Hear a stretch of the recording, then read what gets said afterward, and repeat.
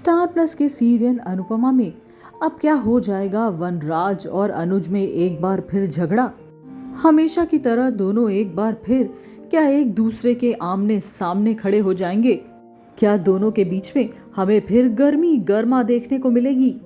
जी हाँ, सवाल अनगिनत हैं और जवाब है सिर्फ और सिर्फ मेकर्स के पास, क्योंकि अब अनुपमा की कहानी जिस तरह मोड़ ले रही है उससे तो बिल्कुल यही अंदाजा लग रहा है कि वनराज और अनुज के बीच में फिर कुछ बड़ा होने वाला है। अब आपको पूरी स्टोरी समझाते हैं।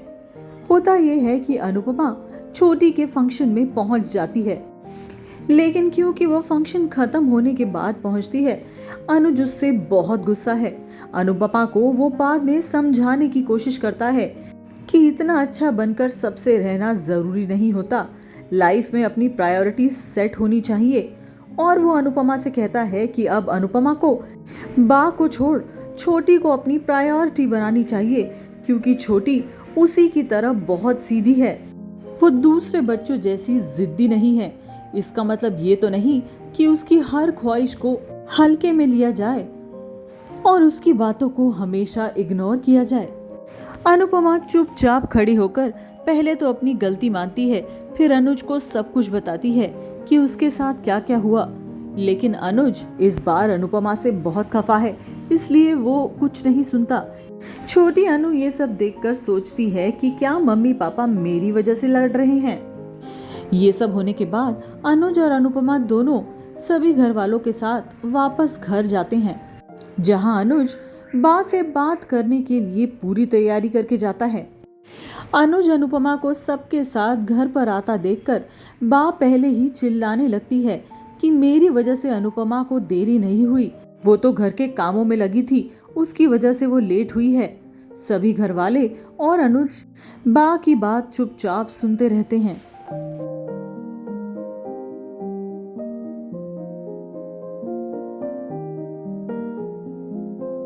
उसके बाद बा अचानक से कहती है, और अगर उस नाच गाने के लिए अनुपमा को लेट हो भी गया तो कौन सी बड़ी आफत हो गई।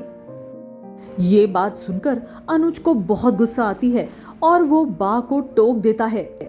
वो सीधे सीधे बा से कहता है, अनुपमा का टाइम पर छोटी के फंक्शन में ना पहुंचना बड़ी बात है, और अगर अगली बार से ऐसा हुआ तो अनुज बिल्कुल बर्दाश्त नहीं करेगा।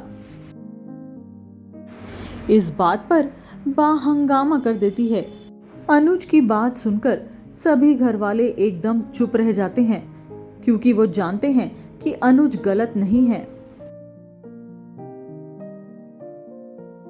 बा भी उस टाइम अनुज की बात चुपचाप सुन लेती है, लेकिन बाद में जैसे ही अनुपमा और अनुज जाते हैं, वो वनराज को फोन करती है और वनराज को हर बात बढ़ा चढ़ा कर बताती है।